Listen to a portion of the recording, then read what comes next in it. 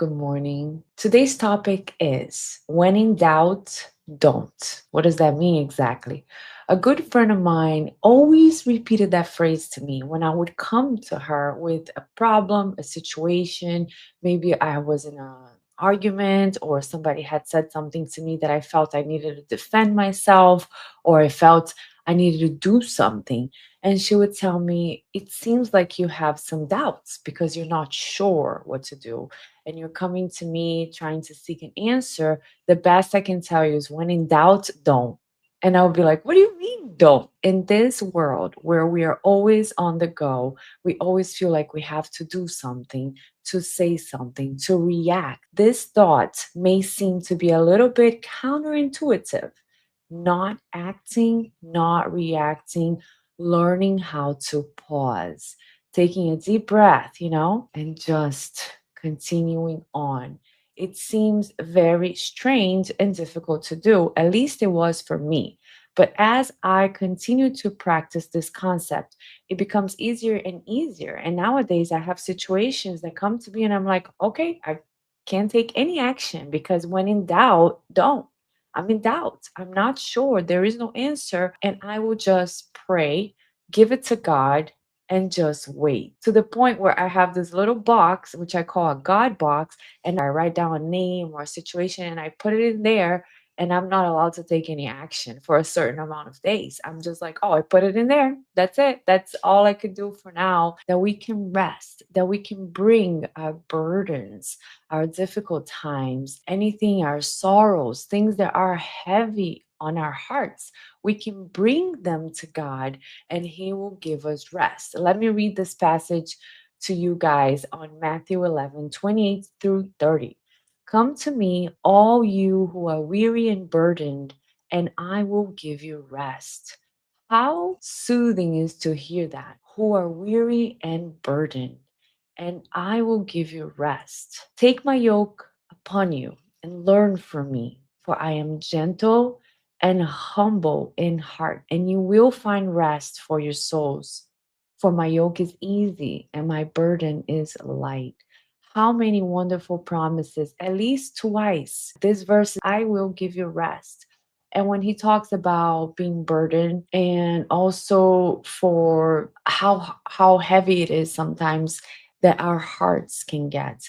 I can identify with this passage so much. I had a difficult childhood and a lot of trauma to church. And when I first started to pray and seek God, and I felt there was this presence, there was this power that was way beyond anything I could ever comprehend, I would cry. And to this day, I can just cry because the burden that I've carried my whole life, it was so heavy. It was beyond something that I am capable of handling.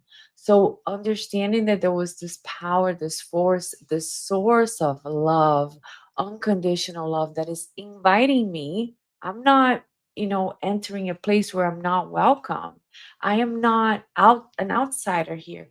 He is literally inviting me to bring to him my burdens, my sorrows, my grief. And he's telling me twice, I will give you rest. Another part of this passage that I love, it's that it says, for I am gentle and humble in heart. And that is something that we are missing so much in society nowadays. I always pray, God, make my heart that feels to be hardened and it feels to be a heart of stone sometimes with unforgiveness, with judgment, with criticism. I just feel like I'm always on the defensive, always trying to like put this wall, always trying to notice how this person is not doing this or that person.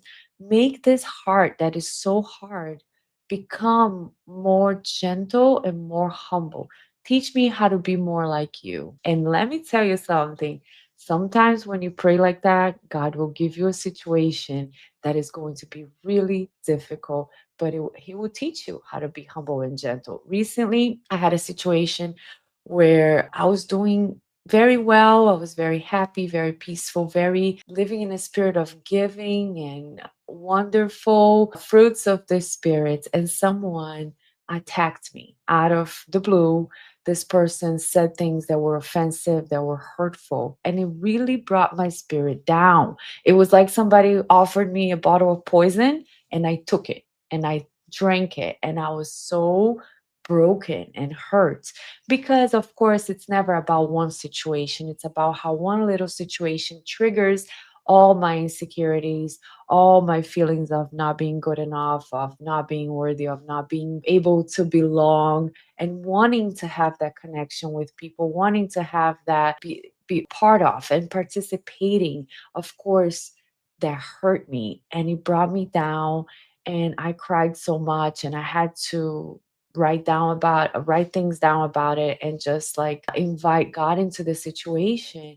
And God was teaching me how to be humble and gentle of heart, because when this person wanted to apologize to me, I was not ready. It was probably 2 days later, this person wrote me a text message, and I was not ready to receive that. I read it, I was like, oh, good for you, but this and that is not right.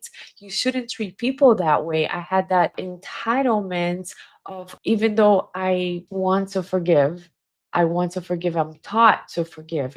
We're supposed to forgive without limitations, but I still had that difficulty between the forgiveness and reconciliation and accepting what this person did. What about boundaries? What about self respect? What about not being a doormat? I don't want you to think it's okay for you to treat me that way again. So I need to teach you a lesson or something.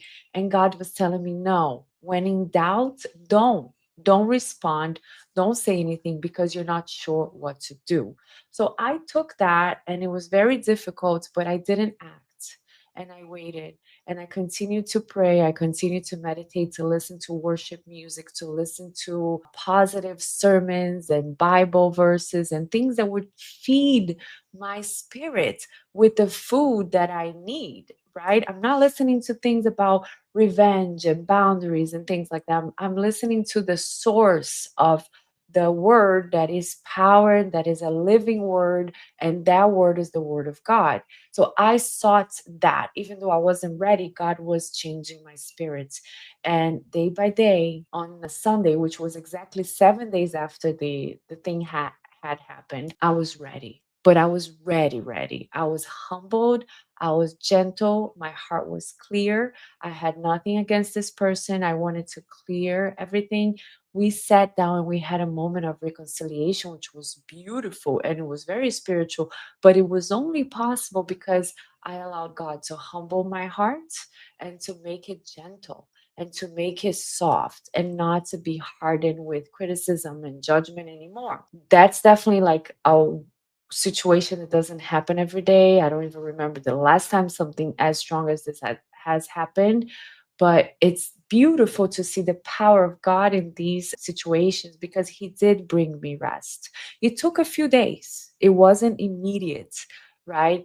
And I'm trying to remember this. Okay, this other verse that says in the Bible, no weapon formed against me shall remain. Now, when I hear things like that, maybe I think, oh, I follow God and I am not going to have any attacks or any weapons or nothing is going to hit me. That's not what the verse is saying. It's saying the weapons against me will come, there will be attacks, but they won't remain.